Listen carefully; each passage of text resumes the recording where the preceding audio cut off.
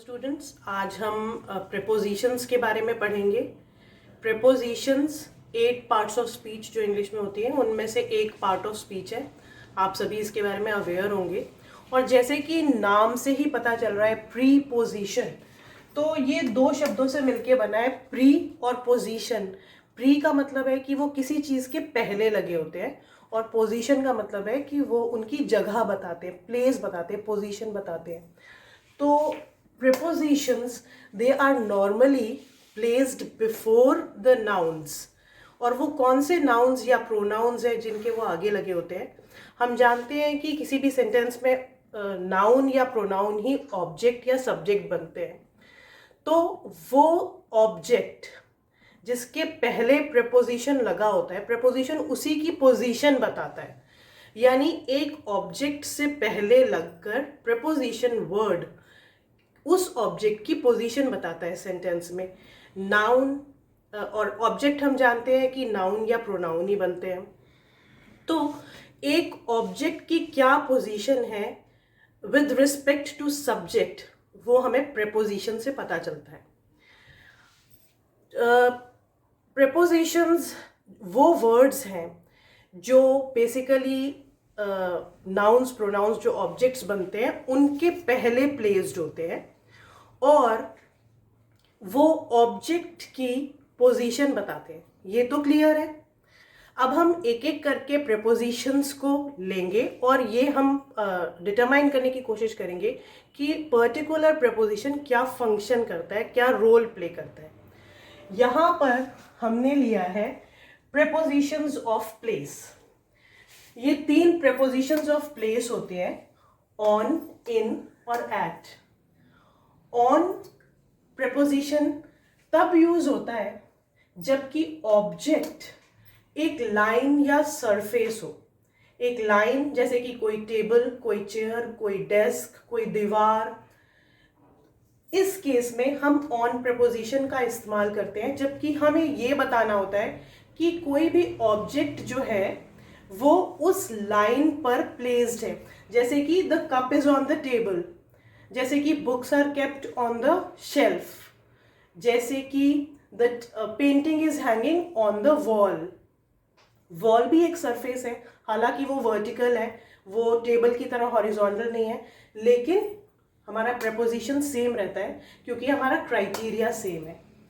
Next preposition जो हम लेंगे, जो प्रेपोजिशन ऑफ प्लेस है, वो है इन। इन हम तब इस्तेमाल करते हैं जबकि हम ऐसे ऑब्जेक्ट की बात कर रहे हो जिसमें वॉल्यूम या एरिया हो। जैसे कि the pen is in my bag, वो वॉल्यूम की बात हो रही है। The food is in the fridge, जैसे there is a fly in my soup. जब कोई चीज अंदर है ऑलरेडी तो हम इन का इस्तेमाल करते हैं। कई बच्चे इन और इनटू में कंफ्यूज हो जाते हैं। इनटू जो है प्रेपोजिशन ऑफ मूवमेंट है, बाहर से अंदर के मूवमेंट की बात हो रही होती है, तब हम इनटू यूज करते हैं। वो हम बाद में कंसिडर करेंगे, पहले हम इन की बात कर लेते हैं और कुछ एग्जाम्पल्स लेते हैं। जैसे कि my books are kept in the shelf या in the cupboard, in the almirah. Pour some tea in my cup. Next preposition जो हम लेंगे वो है एट। एट 2-3 जगह यूज होता है। पहले तब जबकि ऑब्जेक्ट जो है वो एक स्मॉल लोकेशन हो और वो एक एग्जैक्ट लोकेशन हो। ज्यादातर तो हम ये कहते हैं, जैसे I live in Mayur Vihar, इन मयूर विहार, वो भी एक छोटी जगह है, लेकिन क्योंकि मयूर विहार एक एग्जैक्ट जगह नहीं है, या हम उसके एग्जैक्टनेस की बात नहीं कर रहे हैं, इसलिए हम वहां इन यूज करते हैं, एरिया की बात कर रहे हैं। लेकिन अगर छोटी लोकेशन की, एग्जैक्ट लोकेशन की बात करें तो हम एट इस्तेमाल करते हैं। जैसे I met him at the airport, जैसे he is still at office. छोटी जगह और एग्जैक्ट लोकेशन एट। इसी तरह अगर हम एग्जैक्ट टाइम की बात करते हैं तब भी हम एट का इस्तेमाल करते हैं। जैसे I called him at 6:30, you have a class at 7 o'clock tomorrow. ज्यादातर in the morning, in the evening इस तरह यूज करते हैं। इन यूज करते हैं ऐसे वाले पीरियड ऑफ टाइम के लिए, क्योंकि मॉर्निंग एक पीरियड ऑफ टाइम है, एक एग्जैक्ट टाइम नहीं है। इसलिए हम उसमें इन यूज करते हैं। लेकिन नाइट के साथ एक एक्सेप्शन होता है, हम नाइट के साथ एट यूज करते हैं, मिडनाइट के साथ एट यूज करते हैं, बाकी सारा मॉर्निंग इवनिंग के साथ हम इन यूज करते हैं।